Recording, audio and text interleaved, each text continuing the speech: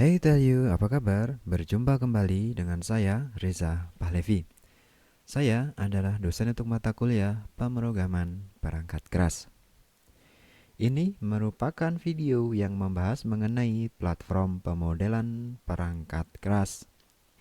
Pada video ini kita akan belajar mengetahui atau kita ingin mengetahui bagaimana instalasi salah satu hardware platform untuk kode desain yaitu Arduino IDE.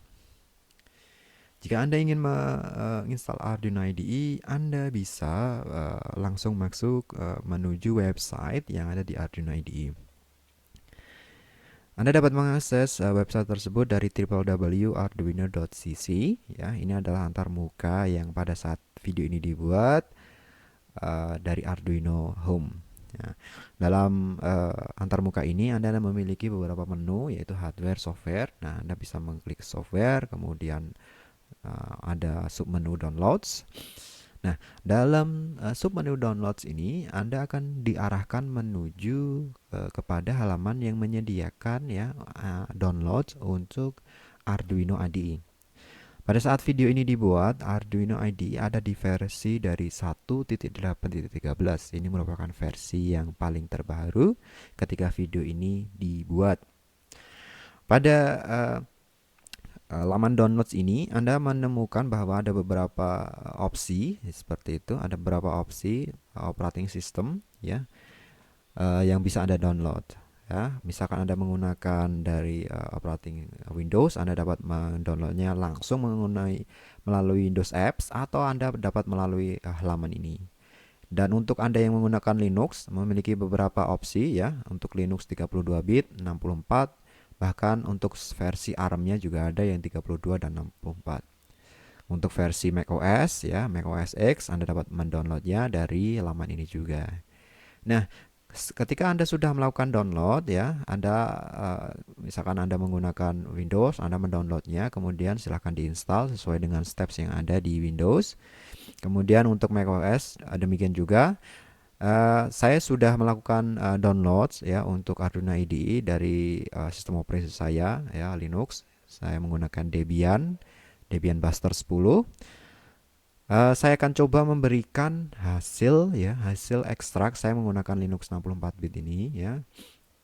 Nah, setelah Anda mengklik ini kan nanti ada pilihan Anda boleh mendonasi atau tidak. Anda atau bisa mengklik langsung just download atau contribute and download. Nah, setelah Anda klik just download, nanti hasil downloadannya berupa tar ya, kompresi seperti itu. Kemudian ya setelah Anda ekstrak hasil kompresan tersebut, maka ya dari hasil kompresan tersebut akan berisi beberapa folder dan file-file berikut ya. Jika Anda menggunakan Windows, Anda langsung muncul ikonnya langsung bisa dibuka ya. Tapi kalau Anda menggunakan macOS dan Linux, mungkin Anda bisa mengikuti langkah-langkah saya. Anda perlu melakukan eksekusi pada install.sh ya. Kemudian ya Anda akan diarahkan untuk menginstalnya ya, seperti instalasi pada Windows. Cuma saya prefer untuk tidak melakukan installing, saya langsung mengeksekusi Arduino ya. Ini script dari Arduino yang dapat dijalankan secara portable. Nah, ketika saya merunning Arduino bash dari Arduino, saya akan diarahkan di antarmuka Arduino saya. Nah, dari antarmuka ini Anda diberikan gambaran ya antarmuka dari Arduino yang lengkap. Anda dapat melakukan pembuatan file baru, open example, kemudian beberapa tools-tools yang lain ya, sketching, tools dan helpnya. Nah, saya ingin menekankan ya mengenai tools yang sketch. Ya, baik. Ketika Anda memasukkan Arduino Uno Anda kepada komputer Anda, ya, maka pada menu tools, Anda perlu menentukan portnya.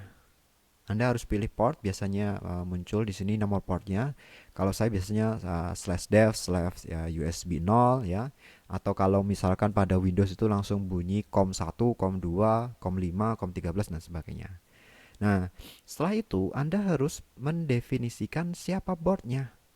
Nah, di sini ada pemisahan boardnya. Boardnya Arduino AVR ya. Misalkan ada Arduino Uno ya, ada kemudian ada Arduino Nano, ada uh, Arduino Mega dan sebagainya. Atau saya sudah menginstal library untuk ESP. Nah, ini dua hal ini yang harus diperhatikan ya ketika Anda ingin melakukan pengkodean. Sebelum melakukan pengkodean, pastikan bahwa boardnya sudah dipilih sesuai dengan board yang Anda gunakan. Kemudian pilih port yang menancap dengan antara USB microcontroller Anda dan komputer Anda. Portnya harus didefinisikan dahulu.